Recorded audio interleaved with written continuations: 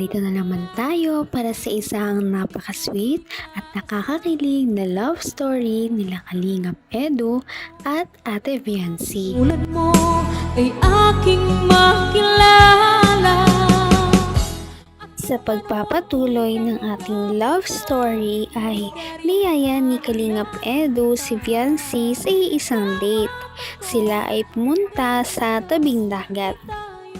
Noong araw na yon ay galing sila sa double date kasama ang tambalang Arjon at Angelica.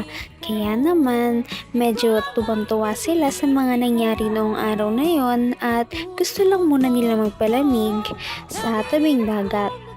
Sabi nga ni Kalingap Edu na masaya din pala na tumambay sa tabing dagat ng silang dalawa lang dahil minsan ay hindi sila nakakapag-usap ng maayos dahil nga marami silang kasama at magulo daw.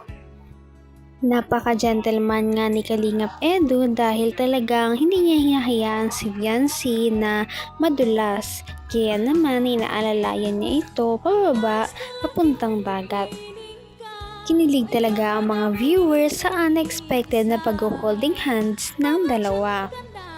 Sa piling ko okay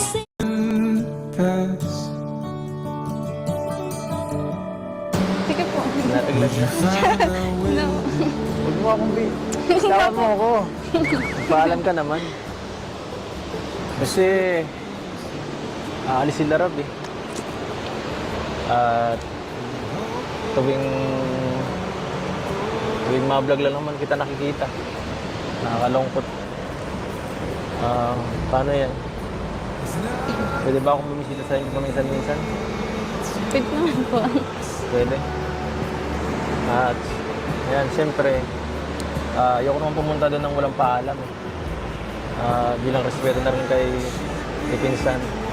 Tama na, baka sabihin nila, nagtitake advantage ako, baka ako ma-report.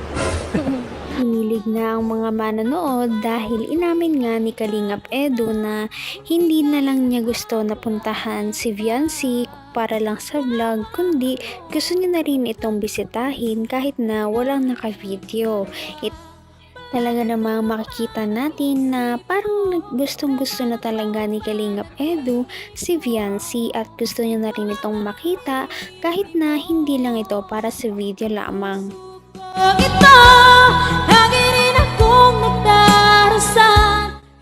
Habang nasa dagat nga sila ay naglalakad-lakad lamang sila at nagpapahangin. Ito ang first time na lumabas sila ng silang dalawa lamang. Kitang-kita ang kanilang pag-e-enjoy at parang nagiging komportable na sila sa isa't isa. Sinamantala naman ni Kalingap Edu ang pagkakataon para naman makausap si Viancy at dahil dito ay parang mas nagiging close na sila. Ano naisip mo eh? Anong iniisip mo? Para laging malalim iniisip mo eh. Siguro po madami na kayo dito, hindi na lang ano. Marami din nila ah. Ano mo sabi mo dyan? Yung mga tinutulungan ko, mga beneficiary ko, dinadala ko minsan dito. Naliligo kami. Ay, opo, yun ano po. Papanood mo naman siguro. Ay, Supportive ka eh. Alam mo yun.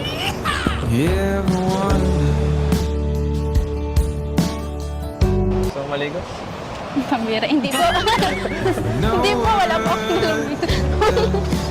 Hindi po. Sige na! Hindi po. Babasahin kita. Wala po. Wala kang bisan? Wala po kasi ako na.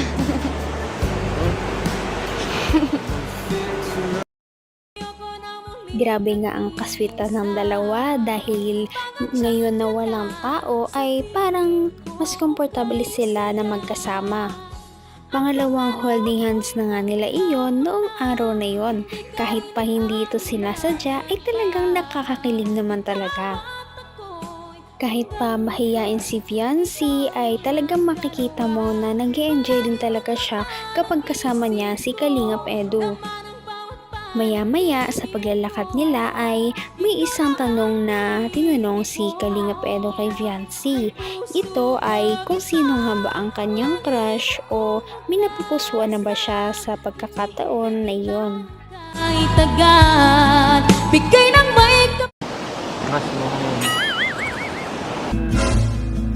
So what's your feelings? The city's screaming, we're not coming home tonight. Secret po. Secret? In this world, gonna get it right. Secret. Hirap naman nun. Wala bang clue? Kahit konting clue lang. Para maupakan ko yan. You ever wonder, Ako. Hindi mo ko tatanungin. Nandiyan lang yun sa tabi-tabi. Tabi-tabi lang. Tabi-tabi po. Saan po? Tabi-tabi. you can feel it. Muli nga lang ang pagbibiroan ng dalawa habang sila ay naglalakad-lakad. Sa kanilang paglalakad naman ay umamin din si Ate Viancy na ang hinahangaan niya kay Kalingap Edo ay dahil sa kanyang pagiging mabait at pagiging masipag, dala na rin ng kanyang pag-i-scout. Ine-enjoy nga lang nila ang kanilang moment noon dahil sila nga lang dalawa ang magkasama. Kita nating komportable na rin si Viancy dahil sinabi niya at nagbiro siya kay Kalingap Edo na baka hindi lamang siya ang dinala ng babae ni Kalingap Edo doon at parang marami na rin daw. Sabi naman ni Kalingap Edo na dinadala niya doon ang kanyang mga beneficiary para maliko. Kunin mo na ganyan. Ito na po Papakit kaya. ka. Papakit ka eh. Ah.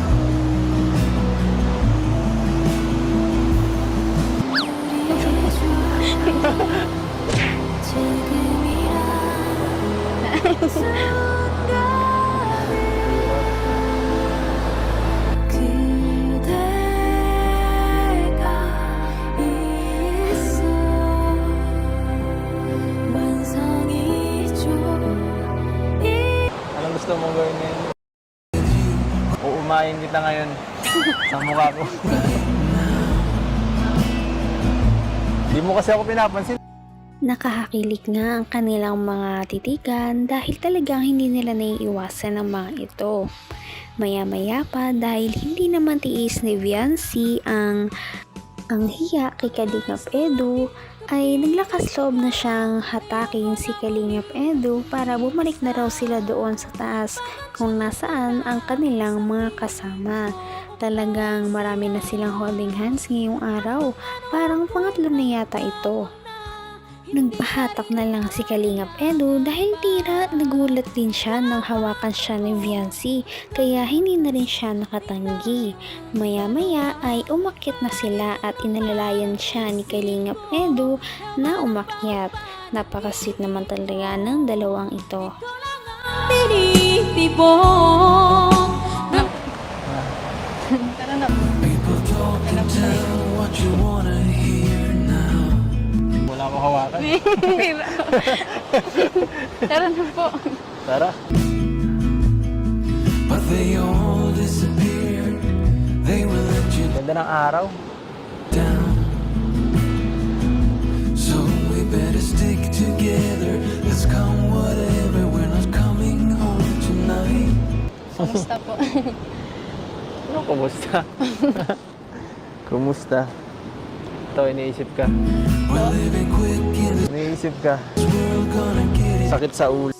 Noong tuluyan na silang makaakyat ay umupo muna sila dahil medyo pagod na rin sila sa kanilang paglalakad. Habang nakaupo nga ay dinadama lang nila ang simoy ng hangin na napaka-fresh. Sabi ni Viancy ay nagpapasalamat lang siya kay Kalingap Edo dahil dinala siya doon. Nang sa ganon ay nakapag-relax din ang kanyang isipan. Dito ay nagkwentuhan muna sila, nagpasalamat sila sa isa't isa at nagsabi ng kanilang mga messages. Nagulat nga ang lahat dahil parang komportable na si Viancy kaya parang medyo dumaldal na siya kay Kalingap Edu. Bakit mas madaldal ka ngayon? Dahil po sa inyo. Bonding. Nakakausap ko po kayo. Nag-share po kayo ng ano tungkol sa inyo. Mas nakikilala ko po kayo.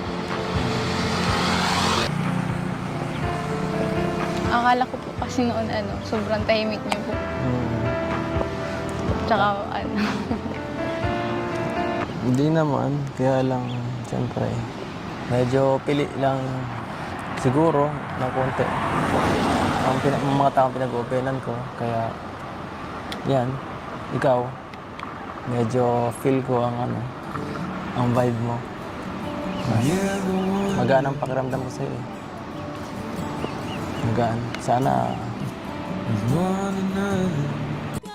Talagang nagkaaminan na sila na gusto rin nilang kausap ang isa't isa.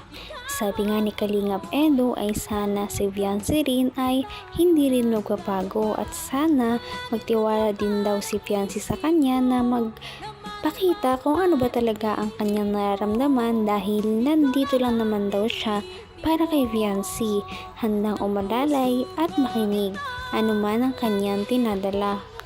Para saan hinihintay kita? Kaya naman, sana ipatuloy natin silang suportahan at mahalin si Viancy, si Kalingap Edu at ang Kalingap team. Yan lamang at maraming salamat sa panonood. Abangan natin kung magkakatuluyan ba talaga si Kalingap Edu at Viancy. Hanggang sa muli. Bye!